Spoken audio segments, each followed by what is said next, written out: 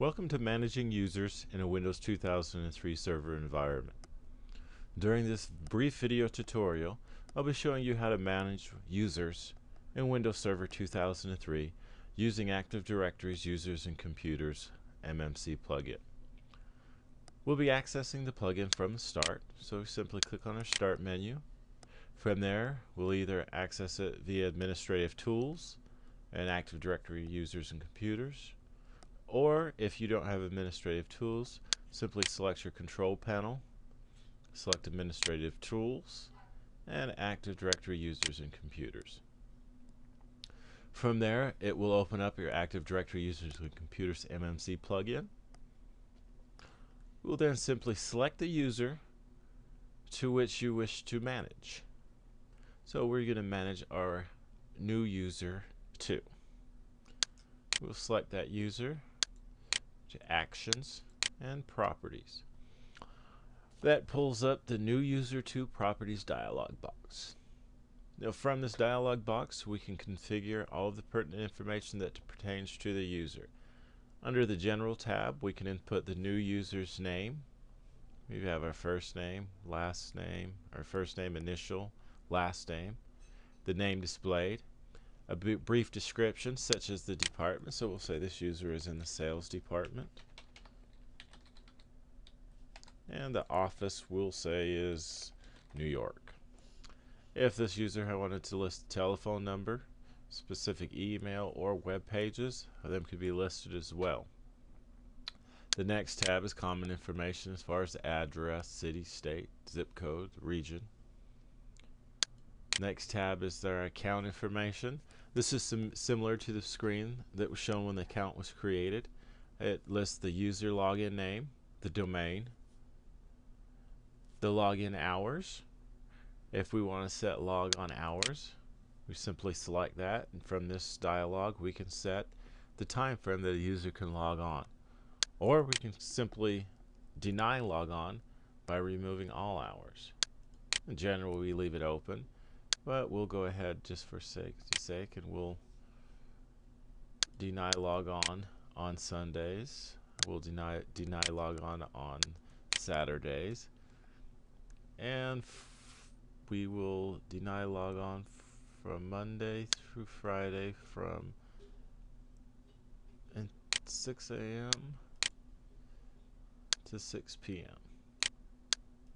So now that user can log on Monday through Friday from 6 a.m. to 6 p.m. We'll select OK, and that applies to that user. Now we'll only be able to log on during them time.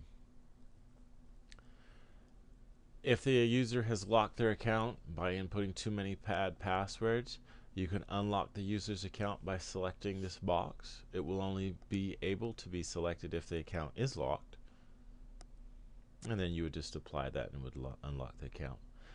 The other account options we have is the user must change the password at next logon.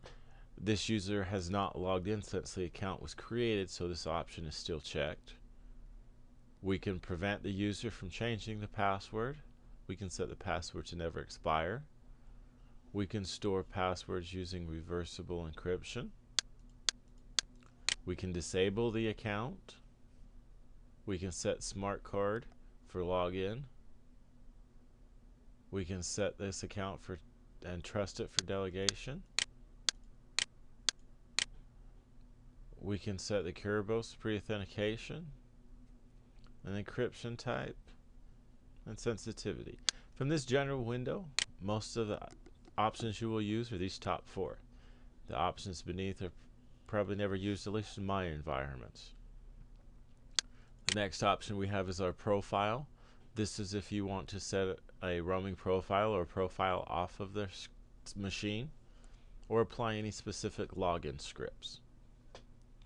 You have your home folder, which you can specify a path to a home folder or map a path to a home folder for every time it's logged on.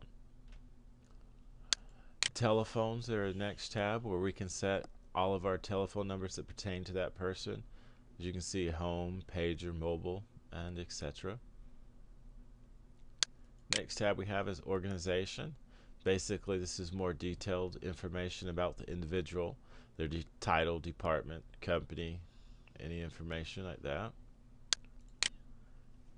Next tab is remote control. Can this user access terminal service and access the system remotely?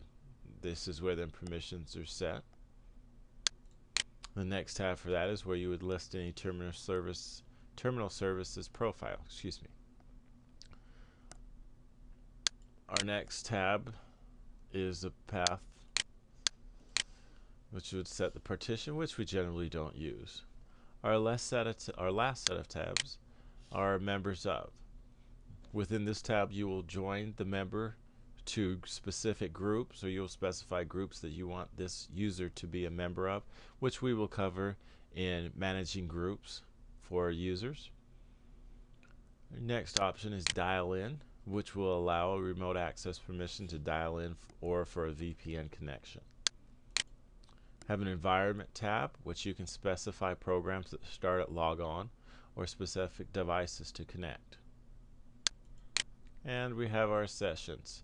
If we want to disconnect on timeout, limit the active session times, or allow reconnection. We've briefly covered the tabs under a user properties.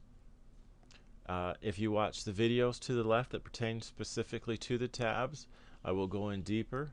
This was just a general overview of the user's profile or managing the users.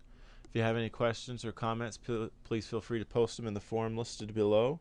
Thank you for watching my video tutorial on managing users.